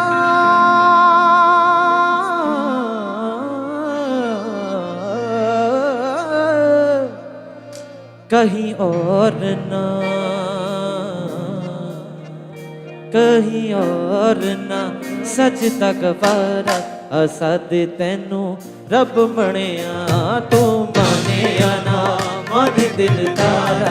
असद तैनू रब मणिया, तू माने या ना माने दिल तारा। असद तैनू रब मणिया। दस हुण केड़ा रब दा गवारा हो, रब दा गवारा। असाते तैनू रब बणिया, तू माने या ना माने दिलदारा। असाते तैनू रब बणिया, तू माने या ना माने दिलदारा। असाते तैनू रब बणिया।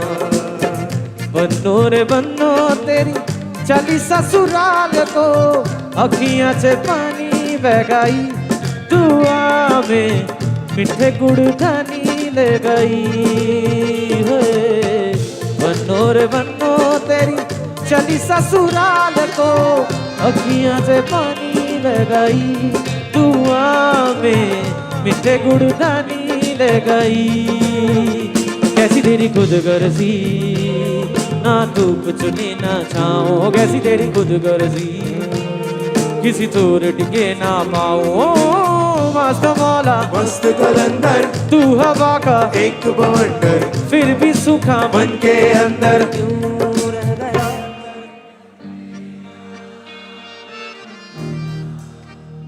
रेफक आजा तुझको पुकारे तेरी परछाइयां। रे कबीरा मान जा, रे फकीरा यूं न जा। ऐसा तू है निर्मोही कैसा परछाइयां।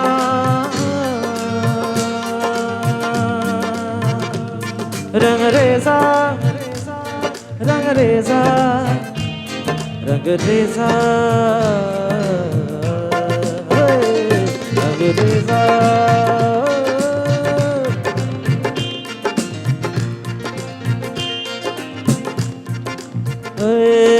सजरा सवेरा तेरा तन बरसे, कचरा उजरा तेरी जल्दी लो।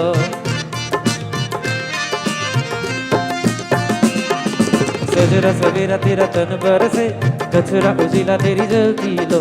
निकला जो मैंने तेरे दर पर से, ओ मौला मौला। कुल फया कुल फया कुल fire kun fire kun fire kun fire kun fire kun fire kun fire kun fire kun fire kun fire kun fire kun fire kun fire kun fire kun।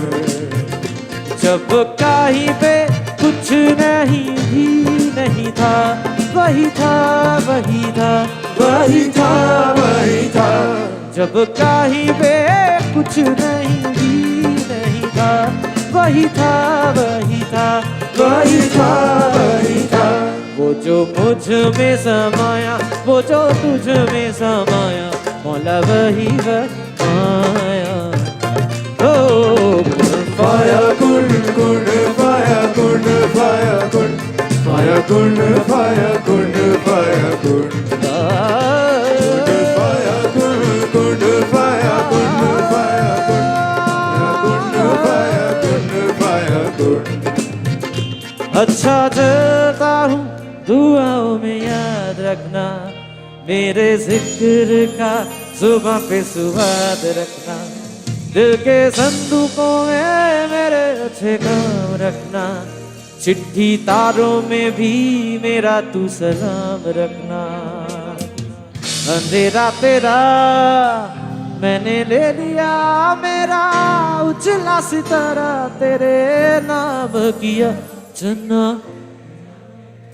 चन्ना चन्ना मेरे आ बेलिया चन्ना मेरे आ चन्ना मेरे आ चन्ना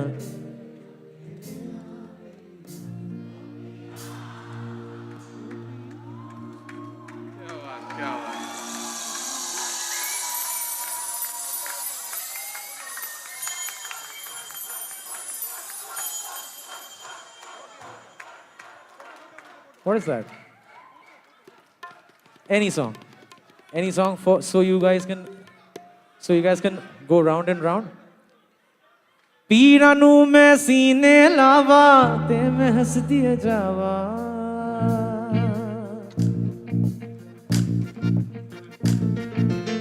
धुप दे नाल लड़ लड़ के मैं नबियां पिणियां छावा दुख भी अपने सुख भी अपने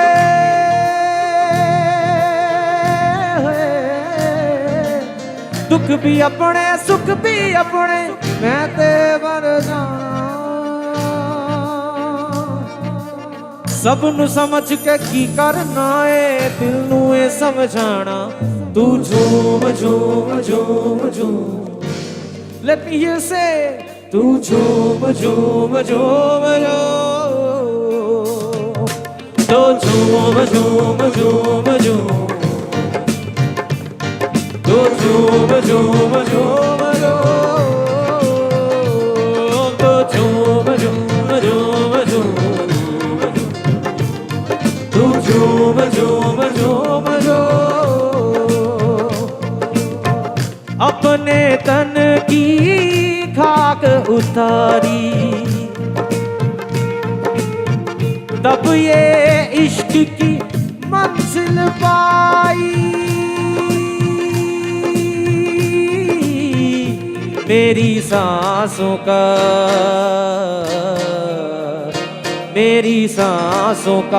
बोले एक तारा आसादे तेनू रब बनिया तू माने आना माने दिलदारा आसादे तेनू रब बनिया दस होड़ के रब दा गवारा दस होड़ के रब दा गवारा आसादे तेनू रब बनिया तू माने आना माने दिलदारा आसादे तेनू रब बनिया तू माने आना माने दिलदारा आसादे तेनू रब बनिया नी नी नी सा सा सा करेगा सारे नी नी नी सा सा सा नी नी नी सा सा सा करेगा सारे नी नी नी सा सा सा नी नी नी सा सा सा रे गा गा रे गा गा नी नी नी सा सा सा गा रे गा रे नी नी नी सा सा सा मा गा गा मा गा गा गा मा मा मा गा गा रे सा नी नी नी सा सा सा मा गा रे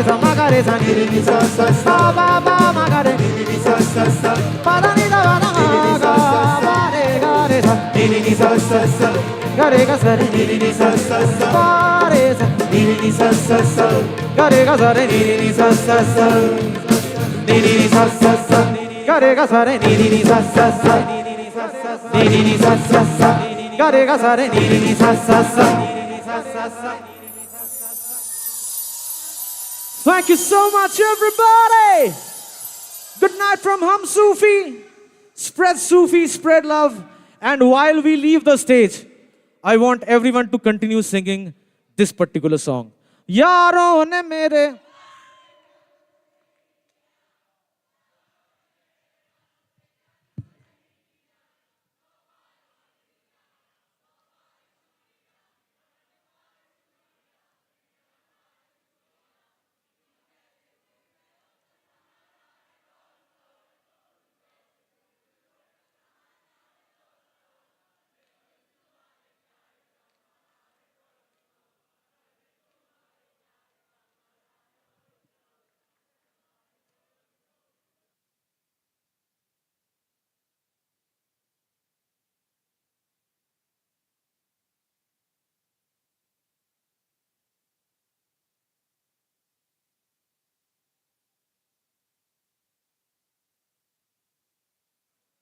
Chick, hey. 3 cheers for Sanjeev Bhaiya. Hip hip! Hip hip! Hip hip! 3 cheers for all of you sitting, standing and dancing over here. Hip hip! Hip hip! Hip hip! ICI will rock.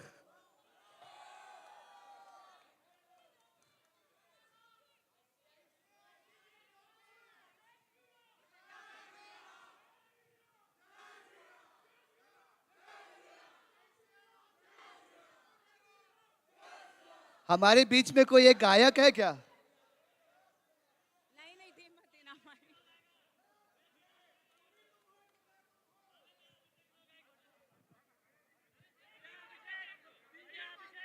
Okay, guys. ना जय श्री राम. देखिए देखिए mood की बात नहीं mood की बात कर राम को देख कर श्री जनक नंदिनी बाग में जा खड़ी की खड़ी रह गई राम को देख कर श्री जनक नंदिनी बाग में जा खड़ी की खड़ी रह गई राम देखे सिया माँ सिया राम को राम देखे सिया माँ सिया राम को चारों अखियाँ लड़ी की लड़ी रह गई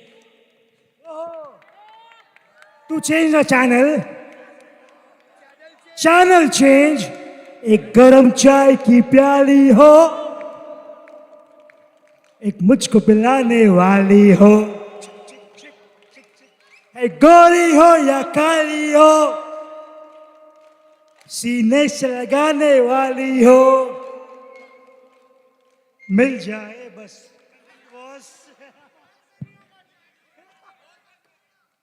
Sanjeev है Sanjeev. Chairman sir. Okay. One sec. Guys. कैसा लगा? अच्छा लगा? Okay, 4 lines from all of us to our chairman. But before that, can we hear it loud and with all? Everything that you have. Hip hip. Hip hip. Hip hip. हमारा नेता कैसा हो? 3 cheers for Eirc. Hip hip. Hip hip. Hip hip. Okay, now 4 lines before we change the channel again. जो गगन ने लिखा आपके लिए, but I'm taking the honors of saying it. हाँ सच्ची, अभी आज आए थे तब उन्होंने बताया, चांद से प्यारी चांदनी. इरशाद क्या होता है इरशाद? चांद से प्यारी चांदनी, चांदनी से प्यारी रात, चांद से प्यारी चांदनी, चांदनी से प्यारी रात, रात से प्यारी जिंदगी, जिंदगी से प्यारे आप. Hip hip hurray! Channel change. Tomorrow 9:45. Back to work.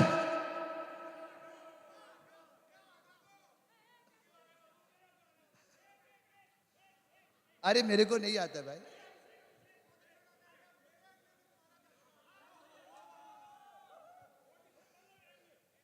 I really want to thank each and every one of you. एक जोरदार तालियां आप लोग के लिए बनती है. Thank you all so much. If Mayur, Vishnu, Ravi भैया कोई भी अगर यहाँ पर है, please come up on stage.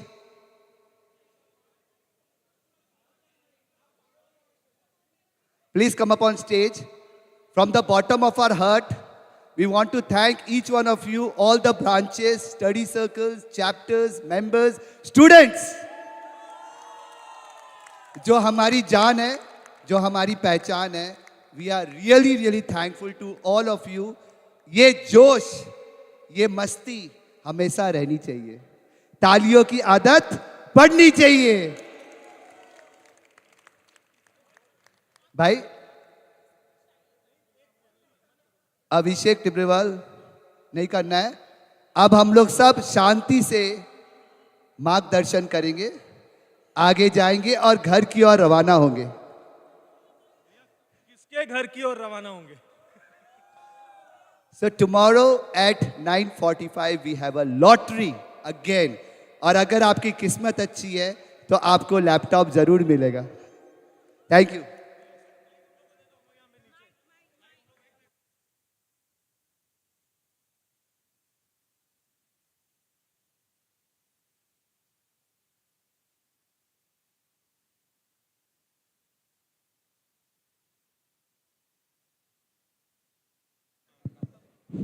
भाई दोस्त लोग